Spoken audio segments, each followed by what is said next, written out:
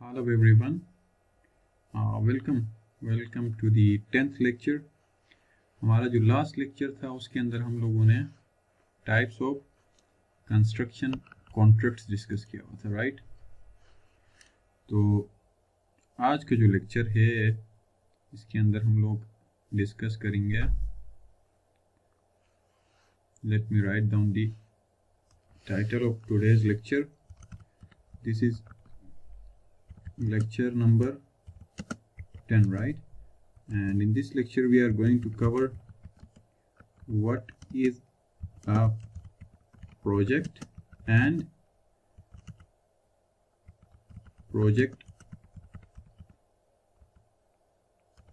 development cycle। हमारे किसी भी प्रोजेक्ट के डेवलपमेंट का साइकिल क्या होता है और कैसा होता है, ठीक हो गया। तो ये हमारा मेन आज का लेक्चर होगा। इसको हम बेसिकली ऐसा करेंगे कि ये थोड़ा सा लेंदी होगा, तो इसको हम दो पार्ट्स में डिवाइड कर लेंगे। लेक्चर 10 में हम कुछ चीज़ें डिस्कस कर लेंगे एंड देन इसका हाफ पार्ट जो होगा लेक्चर 11 के अंदर कवर कर लेंगे, ठीक हो गया। तो आज हम बात करेंगे कि प्रोजेक्ट क्या होता है और फिर उसके कैरेक्टरिस्टिक्स हम देख लेंगे। किसी भी प्रोजेक्ट के कैरेक्टरिस्टिक्स क्या क्या होती हैं वो डिटेल में। तो इसको हम डिवाइड करेंगे बेसिकली। इस लेक्चर को हम क्या करेंगे, टू पार्ट्स में डिवाइड करेंगे, ठीक हो गया। तो आज हम क्या करेंगे, प्रोजेक्ट क्या है,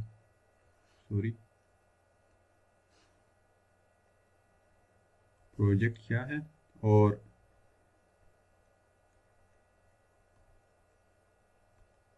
कैरेक्टरिस्टिक्स क्या होती हैं प्रोजेक्ट की, कैरेक्टरिस्टिक्स ऑफ प्रोजेक्ट, ये हम आज डिस्कस कर लेंगे, ठीक हो गया, लेक्चर नंबर 10 के अंदर। और इसके सेकंड पार्ट में लेक्चर नंबर 11 नेक्स्ट जो आएगा उसके अंदर हम लोग क्या डिस्कस करेंगे, किसी भी प्रोजेक्ट का, कंस्ट्रक्शन प्रोजेक्ट का जो है ना, डेवलपमेंट साइकिल क्या होता है, इसको डिटेल में पूरे लेक्चर में डिस्कस करेंगे। सो आज का हमारा फोकस होगा what is project and what are the characteristics of any construction project, ठीक हो गया। तो इस प्रोजेक्ट डेवलपमेंट साइकिल को हम एक तो पूरा एक मॉड्यूल होगा उसके अंदर हम इसको डिटेल में डिस्कस करेंगे। इसको हम आप ये भी बोल सकते हैं कि किसी भी प्रोजेक्ट को डिलीवर करने की मेथड्स क्या होती हैं, मेथड्स ऑफ प्रोजेक्ट डिलीवरी, ठीक हो गया। तो इसको एक हम सेपरेट मॉड्यूल में डिटेल में भी डिस्कस कर लेंगे, लेकिन नेक्स्ट जो वीडियो होगी उसके अंदर, क्योंकि किसी भी प्रोजेक्ट को डिलीवर करने के बहुत सारे मेथड्स होती हैं, उनको हम डिटेल में एक लेक्चर में डिस्कस करेंगे। उससे पहले हम प्रोजेक्ट डेवलपमेंट साइकिल को डिस्कस करेंगे, जिसको हम आप ये बोल सकते हैं कि एक कन्वेंशनल हमारा प्रोजेक्ट को डिलीवर करने का जो मेथड होता है उसको हम अगले लेक्चर में डिस्कस करेंगे, लेकिन जो हमारी न्यू प्रोजेक्ट डिलीवरी मेथड्स हैं उनको हम किसी और लेक्चर में प्रॉपर्ली कवर करेंगे। So let's get back to the today's topic. आज जो हम कवर कर रहे हैं वो हमारा ये पार्ट है, सही है। तो इसके अंदर हमने देखना है कि प्रोजेक्ट क्या है और प्रोजेक्ट की खसूसियात क्या हैं। सो before understanding the definition of a project, what actually is a project, we need to know the characteristics, सही है, खसूसियात क्या होती हैं एक प्रोजेक्ट की, वो हमें पहले पता होना चाहिए। तो एक तो बहुत सारी कैरेक्टरिस्टिक्स हैं किसी भी प्रोजेक्ट की, राइट। अगर आप लिटरेचर पढ़ते हैं, कोई बुक्स वगैरह पढ़ते हैं, तो उसके अंदर हमारे पास किसी भी कंस्ट्रक्शन प्रोजेक्ट की बहुत सारी कैरेक्टरिस्टिक्स हमें मिल जाती हैं, लेकिन आज के इस वीडियो में हम 4 बेसिक जो इंपॉर्टेंट कैरेक्टरिस्टिक्स हैं उनको डिस्कस करेंगे। So the first point we need to discuss is characteristics of a construction project, ठीक हो गया। तो किसी भी कंस्ट्रक्शन प्रोजेक्ट के करेक्टरिस्टिक्स क्या होती हैं, इसके अंदर 4 मेन करेक्टरिस्टिक्स हम आज डिस्कस कर लेंगे।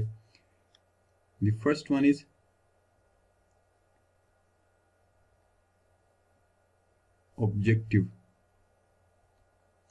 objective of a construction project. Second one is time.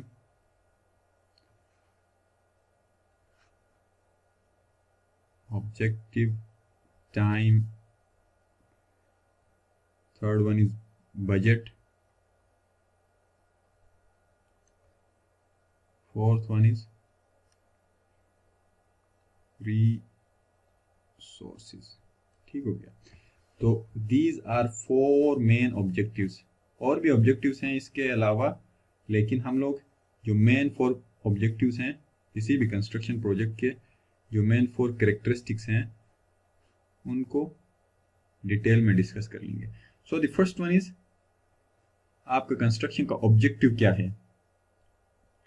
हर जो भी आपका कंस्ट्रक्शन प्रोजेक्ट होता है, अपना एक स्पेसिफिक ऑब्जेक्टिव उसका होना बहुत लाजमी है, राइट। कोई भी कंस्ट्रक्शन प्रोजेक्ट है, उसका अपना एक स्पेसिफिक ऑब्जेक्टिव होता है। Let me give an example. For example, आप क्या करते हैं, एक ब्रिज में कंस्ट्रक्ट कर रहा हूँ, राइट। तो अब एक ब्रिज आप जब कंस्ट्रक्ट करते हैं तो ऑब्वियसली उसका कोई ना कोई ऑब्जेक्टिव है, राइट। इस साइड पे लेट्स से मेरे पास एक सिटी है और इस साइड पे एक टाउन है। तो इस ब्रिज का ऑब्जेक्टिव क्या है? The objective of the bridge is to connect two places, ठीक हो गया, या two sides of a river, ठीक हो गया। तो ये आपका ऑब्जेक्टिव होता है। इसी तरह आपको कोई भी कंस्ट्रक्शन प्रोजेक्ट हो, उसका सबसे पहला कैरेक्टरिस्टिक यही है कि उसका कोई ना कोई ऑब्जेक्टिव होना चाहिए। And the second characteristic is time. Obviously कोई भी कंस्ट्रक्शन प्रोजेक्ट होगा तो उसमें आपके पास कोई अनलिमिटेड टाइम तो होता नहीं है कि आप जब चाहें इसको स्टार्ट कर लें, जब चाहें कंप्लीट कर लें।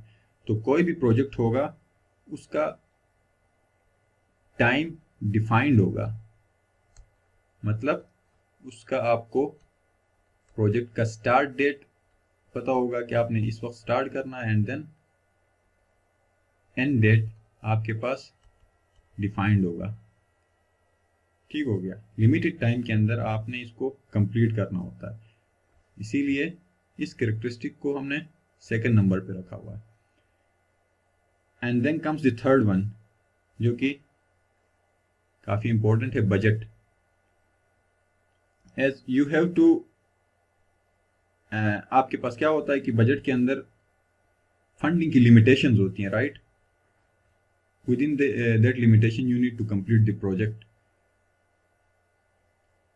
किसी भी प्रोजेक्ट के ऊपर अनलिमिटेड फंड तो आपको मिलता नहीं है, तो आपको within the limit of that budget you need to complete the project. तो फंडिंग की लिमिटेशन आपके पास होती है। तो ये फंड्स आपके पास कहाँ से आती हैं? These funds can come from public sector से आती हैं आपके पास, या फिर प्राइवेट सेक्टर से आ सकती हैं, या फिर कभी कभार इन दोनों का कम्बिनेशन होता है। कुछ फंड पब्लिक सेक्टर से आता है, कुछ फंड आपके पास प्राइवेट सेक्टर से आ रहा होता है, ठीक है। So this specific characteristic is one of the major problem our industry is facing today, right. Budget का जो इशू है, फाइनेंसिंग का इशू, ये सबसे बड़ा इशू है। So we need to consider this. इसको आगे आने वाले मॉड्यूल में हम डिटेल में डिस्कस कर लेंगे। The fourth characteristic is the resources. So last but not least, this is again one of the most important characteristic of any construction project. So her project को रिसोर्सेज तो consume करनी होती हैं, right. और इसमें इस तरह कर लेते हैं कि हम इसको थोड़ा सा डेप्थ में डिस्कस कर लेते हैं, ताकि इसके इम्पोर्टेंस का अंदाज़ा हो कि रिसोर्सेज किसी भी कंस्ट्रक्शन प्रोजेक्ट के लिए कितनी इंपॉर्टेंट हैं।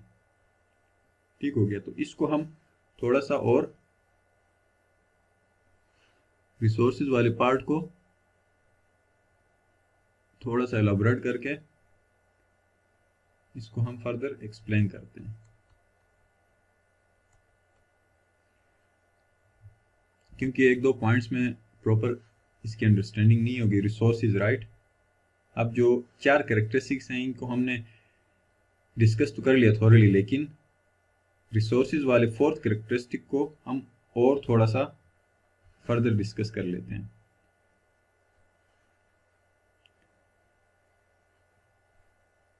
Let me go to the next page. तो रिसोर्सेज, कंस्ट्रक्शन रिसोर्सेज को कंस्ट्रक्शन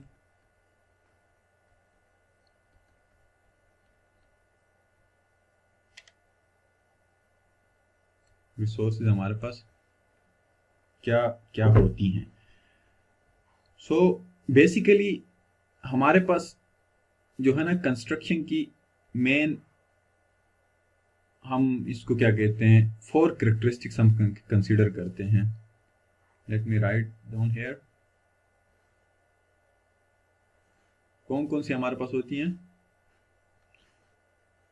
एक तो होता है आपके पास मेन रिसोर्स आपका मनी, ठीक हो गया। दूसरा आपके पास होता है किसी भी कंस्ट्रक्शन प्रोजेक्ट के लिए बजट के बाद आपके पास मटेरियल होना चाहिए। मटेरियल के बाद आपके पास है मैन पावर, ठीक हो गया। मैन पावर के बाद मशीन। तो इनको हम कभी कभार मनी को हम लोग यू कैन से बजट या फिर कैपिटल या कैश भी आप बोल सकते हो। मैन पावर मींस लेबर, आपका मशीनरी और इक्विपमेंट हो गया। तो इनको हम क्या कहते हैं, most of the time these are known as the 4 M's of the construction resource industry. Construction resource industry के 4 M's means money, material, manpower and machine. So these are the main 4 construction resources. So before that it is very important as a construction manager, आप कोई construction manager हैं किसी project के या project manager हैं, तो ये जो 4 रिसोर्सेज हमें किसी भी कंस्ट्रक्शन मैनेजर को दी जाती हैं। अब हमारा काम क्या होता है एज अ कंस्ट्रक्शन मैनेजर कि हम इन 4 रिसोर्सेज को क्या करें, इस तरह इनको इस्तेमाल करें कि हम अपने टारगेट्स या ऑब्जेक्टिव्स को अचीव कर लें। उस प्रोजेक्ट के जो मखसूस ऑब्जेक्टिव्स या टारगेट्स हैं उनको अचीव कर लें। तो अब मैं जब टारगेट्स और ऑब्जेक्टिव्स की बात कर रहा हूं तो नेक्स्ट थिंग हमें ये देखना होगा कि हमारे किसी भी कंस्ट्रक्शन प्रोजेक्ट के ऑब्जेक्टिव्स क्या होती है मेन, ठीक हो गया। तो इसके अंदर बेसिक एक तो हम ये देखेंगे कि मेन हमारे ऑब्जेक्टिव्स क्या होती है इन 4 रिसोर्सेज का, जिनका मैंने यहाँ पे मेंशन किया हुआ है। इन 4 रिसोर्सेज को यूज करके हमने कौन से ऑब्जेक्टिव्स हासिल करने हैं, सही है। इसके अंदर हमारे 3 जो मेन ऑब्जेक्टिव्स हैं जिनको हमने हासिल करना है by using these resources. In resources को यूज करके हमने क्या क्या ऑब्जेक्टिव्स हासिल करने। पहला ऑब्जेक्टिव हमारा ये होगा कि इन रिसोर्सेज को यूज करके हम प्रोजेक्ट को विद इन बजट इसको कंप्लीट कर लें, सही है। जो हमारा अलॉटेड बजट है उसके अंदर हमने कंप्लीट करना है। एक हमारा ऑब्जेक्टिव होना चाहिए एज ए कंस्ट्रक्शन मैनेजर और प्रोजेक्ट मैनेजर। दूसरा ऑब्जेक्टिव हमारा क्या होना चाहिए कि ये विद इन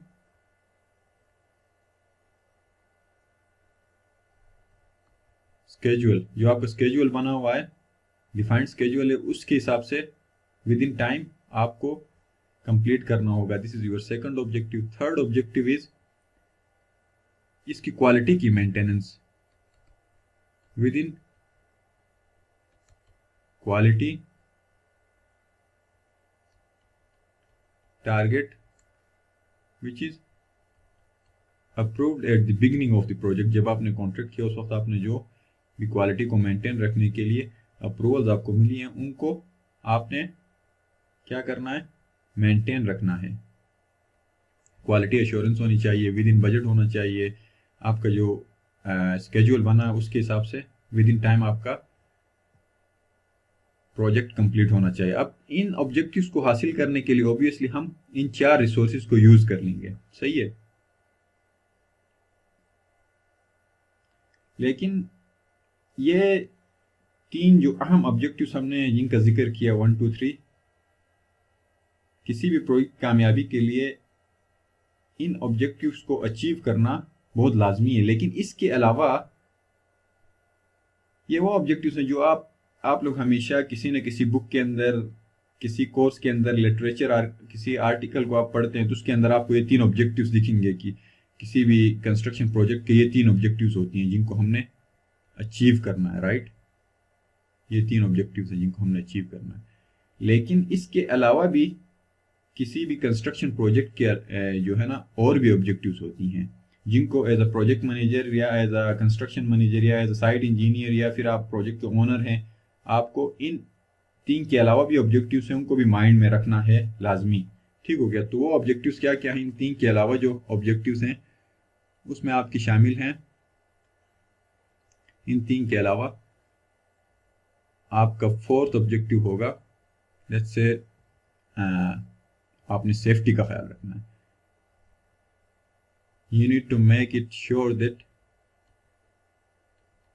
0 एक्सीडेंट्स हैं आपके साइट पे। ठीक हो गया। मतलब इसका मतलब ये है कि आपकी साइट की जो लेबर है या वर्क फोर्स है उनके साथ कोई एक्सीडेंट नहीं होना चाहिए। उसके अलावा आप जहाँ पे प्रोजेक्ट कर रहे हैं उसके नियर बाय जो पब्लिक प्लेसेस हैं नेक्स्ट टू द प्रोजेक्ट, उसका भी आपने केयर करना है। आपने सेफ्टी रूल्स एंड रेगुलेशंस को फॉलो करनी है। ठीक है। तो ये भी एक अहम ऑब्जेक्टिव है जिसको आपने अचीव करना है। उसके अलावा और क्या ऑब्जेक्टिव्स हो सकती हैं, इन्वायरमेंटल जो टारगेट्स हैं आपने वो भी अचीव करनी है। Environmental targets, let's say this is our 5th objective. So you need to meet all the targets for which you have agreed at the start of the project while doing the contract, right?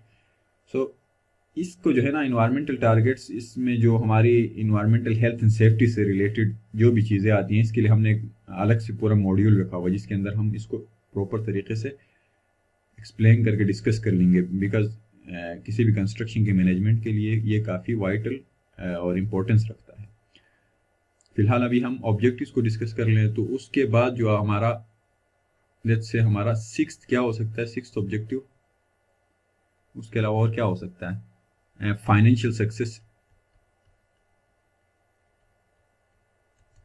Financial success भी एक हमारा objective होना चाहिए as a construction manager. इससे क्या मतलब, इससे मेरा ये मतलब है कि आपको इस चीज़ को श्योर करना होगा एज अ CM और PM, आप जिस भी कंपनी में काम कर रहे हैं ऑब्वियसली आपने ये कोशिश करनी होगी कि आप कोई ना कोई अपनी कंपनी को प्रॉफिट दें। सही हो गया। आप किसी भी तरीके से कंपनी को प्रॉफिट देने की कोशिश करें तो इसको हम फाइनेंशियल सक्सेस बोलते हैं। So as a PM, project manager और construction manager, you need to make sure that you are making some profit for the company where you are serving, right? So ये भी एक ऑब्जेक्टिव होगा। उसके अलावा एक और ऑब्जेक्टिव इस चीज़ का भी आपने ख्याल रखना होता है। ऑब्वियसली आप अगर जॉब कर रहे हैं तो आपके माइंड में ये चीज़ तो होती है ना कि आपकी प्रमोशन हो, आपकी रेपुटेशन अच्छी हो, आप काम अच्छे से करें ताकि आप किसी और कंपनी में भी शिफ्ट कर लें, स्विच कर लें तो आपको ईजिली जॉब मिल जाए। सो ये भी आपका एक टारगेट होना चाहिए while working on any project. 7 objective आपका ये होना चाहिए कि इम्प्रूव रेपुटेशन। आप अपनी रेपुटेशन को इम्प्रूव करते जाएं, मेंटेन रखें उस कंपनी के अंदर।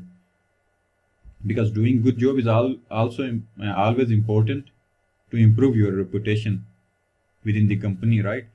सो अब मेरा कहने का मेन मकसद ये है कि आपके पास ये जो 4 रिसोर्सेज का जिनका हमने जिक्र किया इन 4 रिसोर्सेज को यूज़ करके आपने ये 6, 7, 8 जो भी हमने ऑब्जेक्टिव्स लिखी हैं इनको आपने अचीव करना है।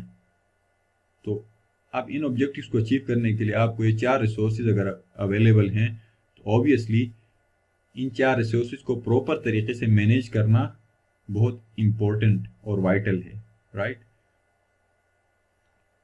क्योंकि इनको अगर हम प्रॉपरली इन 4 रिसोर्सेज को money, material, man power, machines इनको प्रॉपर तरीके से मैनेज नहीं कर पाएंगे तो ऑब्वियसली हम इन जो 7 ऑब्जेक्टिव्स हमने लिखी हैं इनको हम अचीव नहीं कर पाएंगे। ठीक हो गया, तो सारे अचीव नहीं कर पाएंगे या कभी 2 आपके ऑब्जेक्टिव्स अचीव नहीं होंगे, कभी 3 नहीं होंगे। तो इन सब को अचीव करने के लिए this is very important that you need to know how to properly manage these 4 resources। ठीक हो गया। So let's move on। So by utilizing the mentioned 4 main resources to achieve all the objectives mentioned, जो कि 7-8 हमने objectives जिक्र की, you have to keep this in mind that you always doing all things under good customer relationship। अब इन सारी चीज़ों को achieve करने के लिए एक और चीज़ आपने माइंड में रखनी है, आपको इस चीज़ का लाजमी तौर पे फोकस अपने माइंड में रखना है कि आपका जो है ना